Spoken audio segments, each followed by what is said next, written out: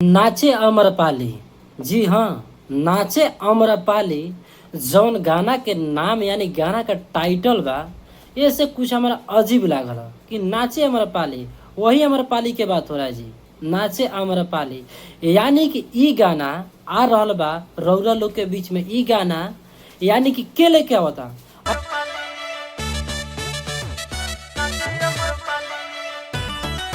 अगर फुल video watch करम तभी लोग मालूम चली कि नाचे अम्रपाली। हाँ, अम्रपाली तो सबको जानता है, वीडियो में नाचेली यानी डांस अपना नृत्य कला का मतलब दिखाती है, अपना मतलब कला प्रदर्शनी करती हैं। लेकिन नाचे अम्रपाली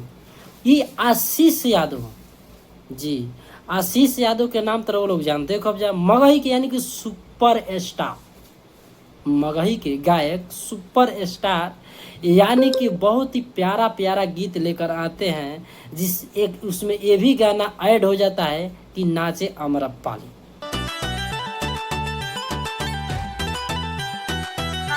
अब ये गाना की अगर बात पूरा विस्तार से किया जाए कि ये गाना कहिया डेट बा, यानी कहिया गाना आवता रौरा सबके बीच में आ कौना चैनल से आवता,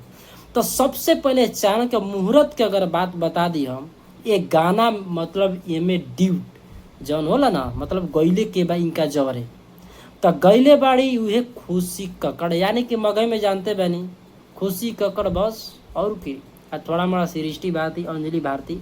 लेकिन हाँ खुशी कक्कड़ गईले बाड़ी। और एक गाना के अगर लिखले के बा वो भी सुनो जरूरी बा, मतलब कि मगही को भी कुछ उनका भी बहुत सारा गाना बजा जिनका नाम है चिंटू राजा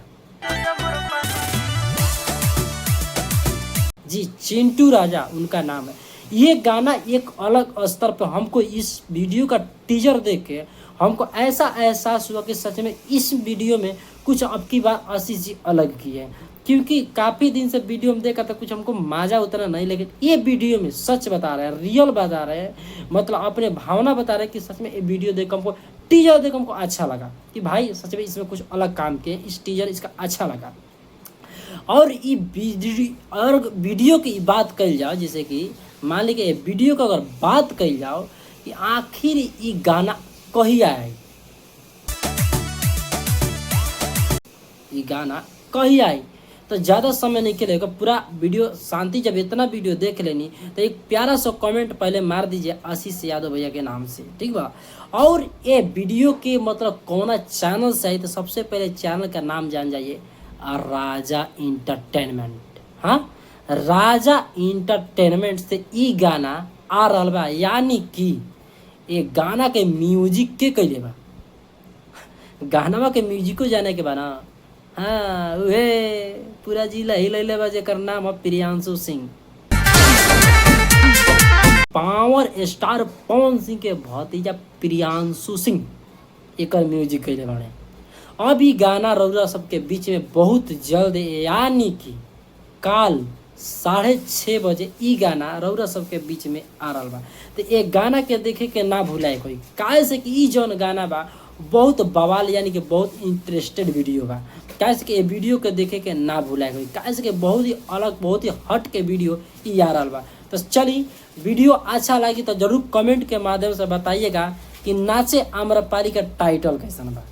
और अगर अच्छा लगी तो जरूर एक बार कमेंट में लिखिएगा नाचे अम्रपाली। देखते हैं कि आशीष यादव को सच में आप लोग प्यार करते हैं या नहीं करते हैं, अगर करते हैं तो जरूर लिखिएगा नाचे अम्रपाली, और चैनल को सब्सक्राइब कीजिएगा, तभी हम इस चैनल के माध्यम से आपको अपडेट देते रहेंगे जैसे आप देख कर आए हैं। तो चलिए नेक्स्ट वीडियो में मिलते हैं।